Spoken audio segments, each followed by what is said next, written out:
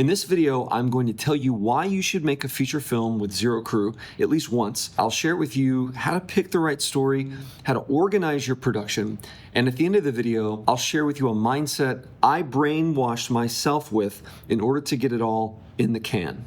You might be wondering, why would I make a feature film by myself? Are you insane? And the answer is yes.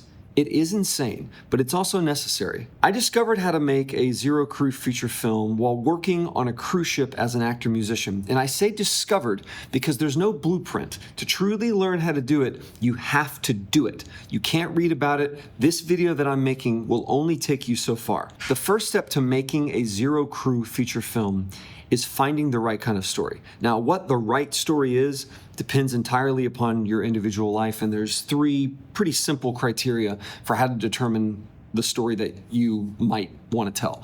The first is your worldview. What are your unique interpretations of the world, of reality, and better yet, what are some ideas or opinions that are the opposite of the general public? The second category is general interests. What topics are you most interested in? And within these topics, what is the greatest source of drama or conflict? Because any topic or subject matter is fair game, but you have to find out the best story potential. And usually within a story, conflict is that main driver of story potential. And third, unseen locations, meaning are there any locations in your city or town that you think are really cool but are under-photographed? Are there any places in your hometown that look like another city or a natural landmark that's meaningful to you? Because if you're making a zero crew feature, that is one of the biggest pieces of leverage that you have, is the fact that you can get access to amazing locations that major Hollywood studios either wouldn't know about or they wouldn't be able to get access to. But the fact that you're working with a skeleton crew, you can kind of get away with a lot more and capture some really cool stuff. That's going to be basically a historical document in the future. So whatever story you decide to tell, make sure that it's a story that only you can tell. Trying to copy big studios or ride a trend that you don't care about will only ensure that you blend in. And the purpose of making a film with zero crew is to do something no one else has ever done or will ever do again.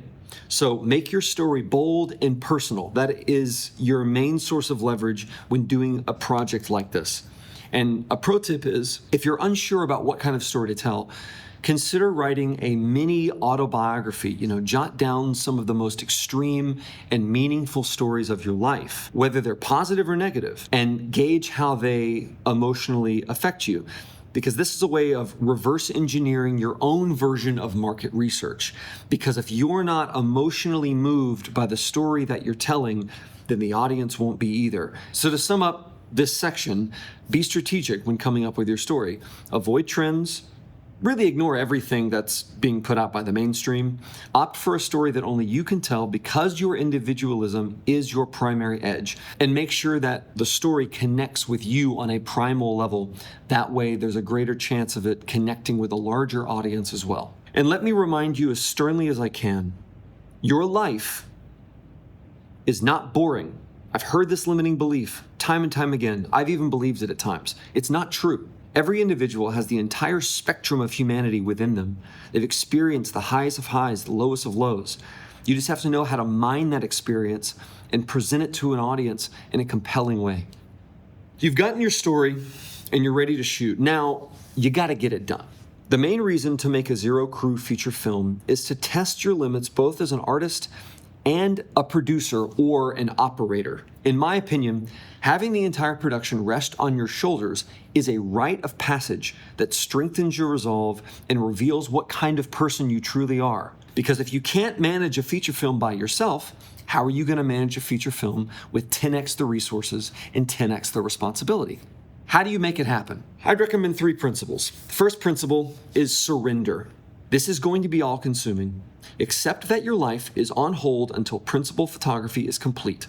Drop any activity that doesn't have to do with making your film, other than your job, of course, which maybe you could even take some time off from if you can afford to do that. But other than that, go cold turkey. No Netflix, no doom scrolling, no parties. It doesn't matter whether you're shooting it over one day, over multiple days, over a series of weekends. You must focus your entire life around the production process. Principle number 2, systems.